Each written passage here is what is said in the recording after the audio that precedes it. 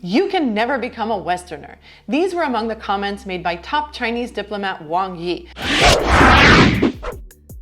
Welcome back to my channel, everyone. I am Cheryl Obal, a cross-cultural trainer, advisor, and consultant.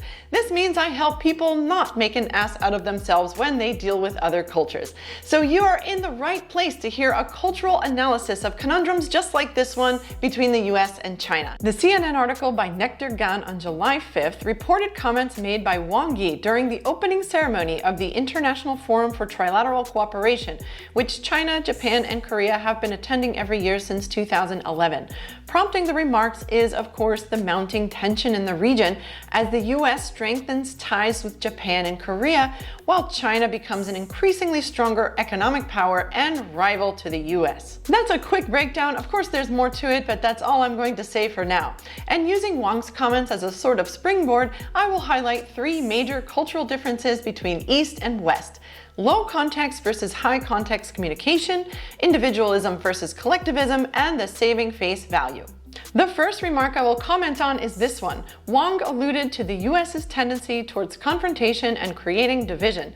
This points out one major cultural difference between the culture of the US and the cultures of China, Japan, and Korea, which is the communication style. American communication style is quintessentially confrontational. Leaders from the US are often guilty of spouting aggressive comments and showing intercultural insensitivity in the international arena. One example was the comment by Joe Biden against Saudi Arabia when he said there will be consequences if Saudi continued to refuse an increase in production of oil in the wake of the shortage caused by the Russia-Ukraine war. While the communication style of America tends to be direct and confrontational, the communication style of Japan, Korea, and China is the exact opposite.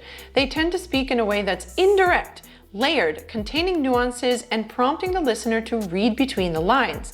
The communication style specifically avoids conflict and seeks to preserve relationships. Two dimensions frequently used by cultural experts like me to define and explain these polarized communication styles are low context and high context communication.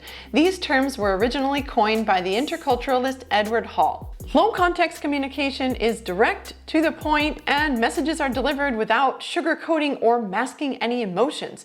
This means, of course, that comments can sometimes pack a good punch. Americans tend to have the highest degree of outspokenness among the low-context cultures. Perhaps that's also rooted in their staunch individualism, freedom of speech, and competitiveness. High-context communication, on the other hand, tends to rely heavily on contextual clues, diplomacy, and indirectness. They tend not to speak directly or use strong language.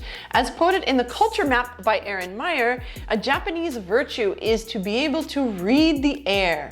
Read the air? What does that mean? So basically, reading the air means being able to understand what people are feeling and thinking without them having to say it. Now, naturally, people who communicate with one style kind of expect to be communicated with in that same style.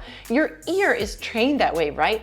So you can imagine why the American communication style can be particularly disturbing to certain cultures who have been raised on values of speaking to others with respect and preserving harmony. Another dynamic in Asian cultural values is the ultra-important saving face value. Saving face means basically preventing people from embarrassment and shame, others as well as yourself. Therefore, confrontational comments in the international spotlight can be particularly annoying to cultures whose core values dictate the importance of preserving and respecting one's image.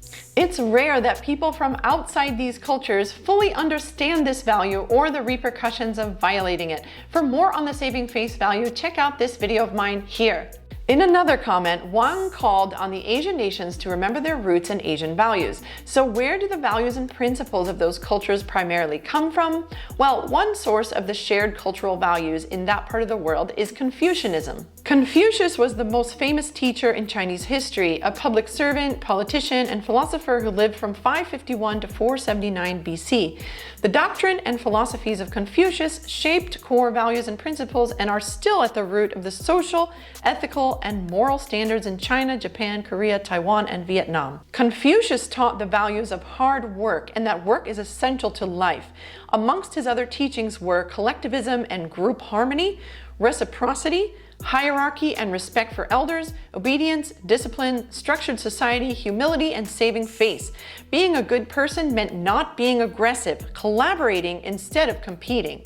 This brings me to two other core cultural dimensions and huge differences between East and West: collectivism versus individualism. These terms were coined by the interculturalist Geert Hofstede. Eastern societies tend to be collectivist. A Japanese quote says it all: "The nail that sticks up will be hammered down."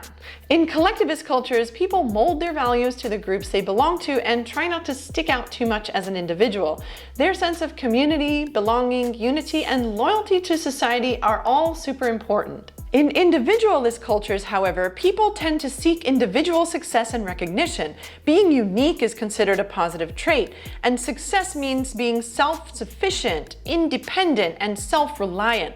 Fending for yourself ensures survival, not loyalty to groups. Perhaps the individualist nature of the US-American culture is at the root of this unrelenting fight of asserting their power in the international arena and touting their position as the best and most powerful in the world. Surely, the individualism and the low-context communication style are linked. These two values together could be responsible for American straightforwardness and often downright audacity in dealing with other nations. Fighting is actually a normal mode of communication in America, but not in many other countries. Of course, American comments are not always incendiary. A contrasting example came from US Treasury Secretary Janet Yellen, who made positive comments on a trip to Beijing. As quoted in the CNN article July 9th, "We believe that the world is big enough for both of our countries to thrive.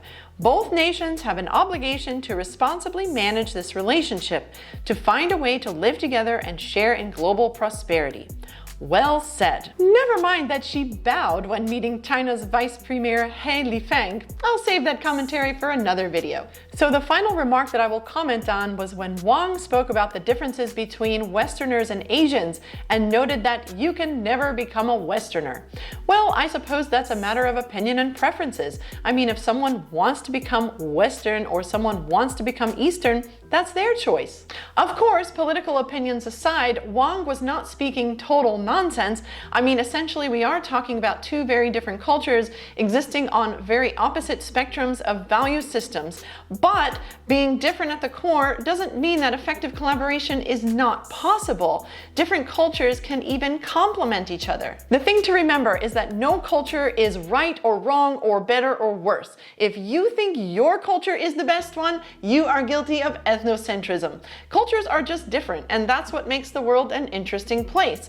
Once you accept that, you can start learning how to adapt and bridge the cultural gaps. Cross-cultural training is a good first step, and of course, a little bit of humility and empathy never hurts. After having grown up in the US and then living in Japan and Korea as an adult, I have seen the best of both worlds, and all cultures have their positives and negatives. One thing is for sure though, Asian values are virtuous, deserving of respect, and important to preserve. Furthermore, it's of utmost importance to understand the communication style and values of any foreign culture that you interact with, to avoid insulting them and embarrassing yourself.